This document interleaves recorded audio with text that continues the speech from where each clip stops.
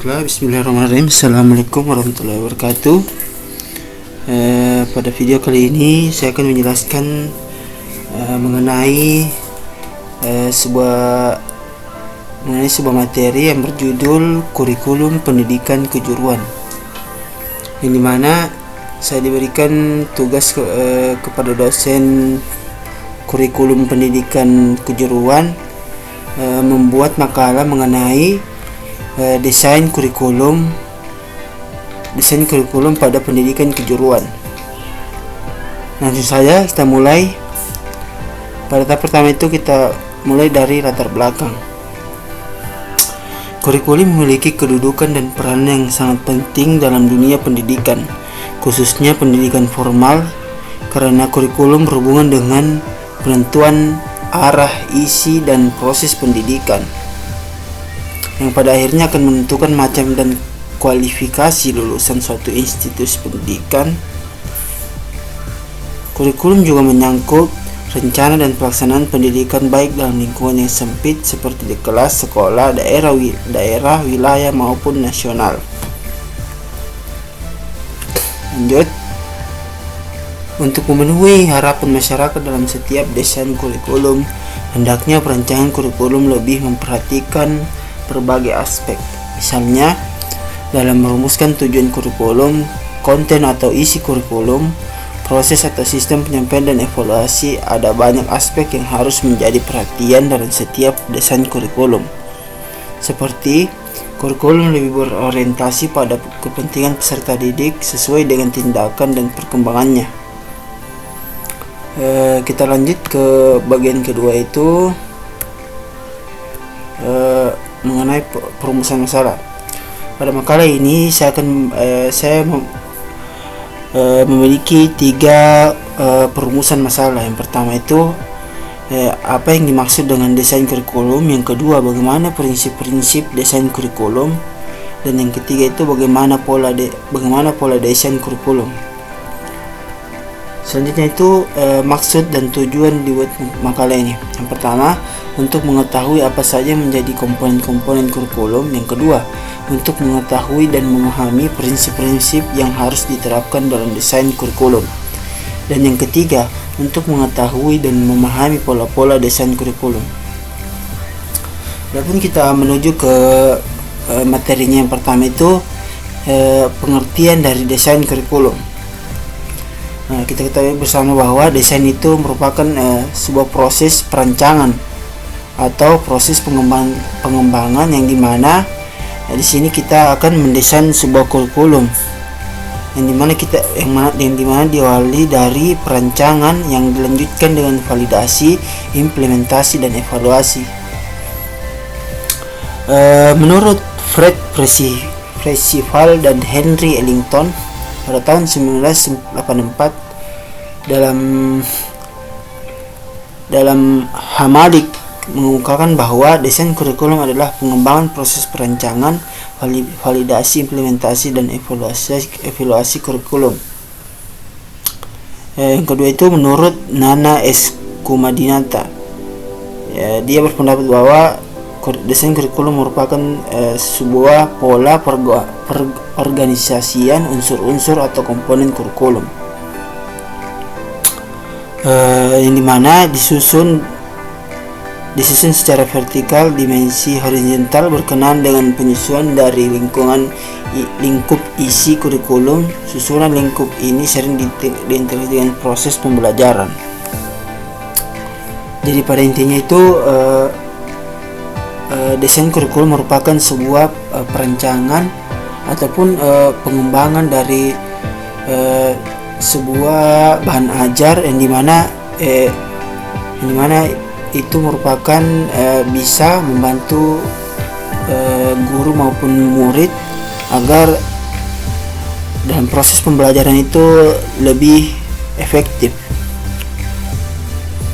Lanjut, yang kedua itu prinsip-prinsip desain kurikulum. Yang pertama itu, desain kurikulum harus memudahkan dan mendorong seleksi serta pengembangan semua jenis pengalaman belajar yang esensial bagi pencapaian prestasi belajar sesuai dengan hasil yang diharapkan. Yang kedua, Desain memuat berbagai pengalaman belajar yang bermakna dalam rangka merealisasikan tujuan-tujuan pendidikan. Yang ketiga, desain harus memungkinkan dan menyediakan peluang bagi guru untuk menggunakan prinsip-prinsip belajar dalam memilih, membimbing, dan mengembangkan berbagai kegiatan belajar di sekolah. Yang keempat, desain harus memungkinkan guru untuk menyesuaikan pengalaman dengan kebutuhan, kapasitas, dan tingkat kematangan siswa. Yang kelima, desain harus mendorong guru mempertimbangkan berbagai pengalaman belajar anak yang diperoleh di luar sekolah dan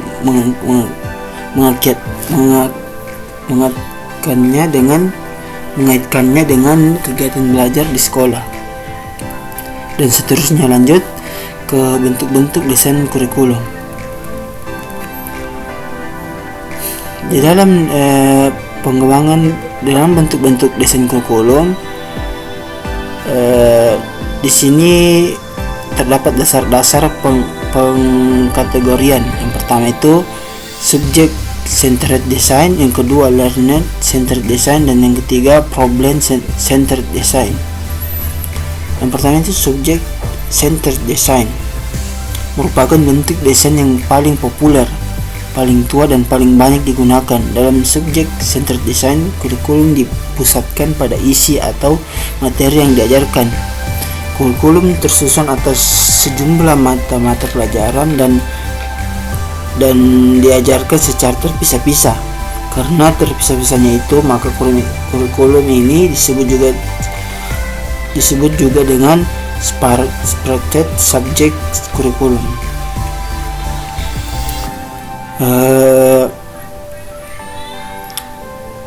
Adapun kelebihan dari desain ini, yang pertama itu mudah disusun, dilaksanakan, dievaluasi, dan disempurnakan. Yang kedua itu para pengajarnya tidak perlu dipersiapkan khusus, asal menguasai ilmu atau bahan yang diajarkan. Sering dipandang sudah dapat menyampaikannya. Adapun kekurangan dari desain ini, yang pertama, karena pengetahuan yang diberikan secara terpisah-pisah, hal itu bertentangan dengan kenyataan, sebab dalam kenyataan pengetahuan itu merupakan satu kesatuan. Yang kedua, desain ini mengutamakan bahan ajar, maka peran peserta didik sangat pasif. Yang ketiga itu pengajaran lebih menekankan pengetahuan dan kehidupan masa lalu. Dengan demikian, pengajaran lebih bersifat verbalitas dan kurang praktis. Yang kedua, lanjut ke yang kedua, bentuk-bentuknya itu yang kedua itu yang namanya learner centered design. Learner centered design memberi tempat utama kepada peserta didik di dalam pendidikan atau pengajaran yang belajar dan berkembang adalah peserta didik sendiri. Guru atau pendidik hanya berperan menciptakan situasi belajar mengajar, mendorong dan memberikan bimbingan sesuai dengan kebutuhan peserta didik. Salah satu contoh saja dalam desain ini seperti halnya kurikulum yang saat ini kita gunakan, yaitu kurikulum K13, di mana siswa yang lebih berperan aktif dalam proses pembelajaran daripada gurunya. Tidak seperti di kurikulum yang sebelumnya pada KTSP, gurunya yang lebih berperan penting. Artinya itu di sini menurut saya itu desain yang sangat bagus itu, menurut saya itu harusnya menekankan kepada muridnya atau siswanya yang lebih aktif dalam proses pembelajaran daripada gurunya. Lanjut, yang ketiga itu problem centered design. Problem centered design di sini berpangkal pada filsafat yang mengutamakan peranan manusia. Berbeda dengan learner centered yang mengutamakan manusia atau peserta didik secara individu, problem menekankan manusia dalam persatuan kelompok, yaitu kesejahteraan masyarakat. Konsep pendidikan pada pengembang model kurikulum ini berangkat dari asumsi bahwa manusia sebagai makhluk sosial selalu hidup bersama dalam kehidupan bersama ini.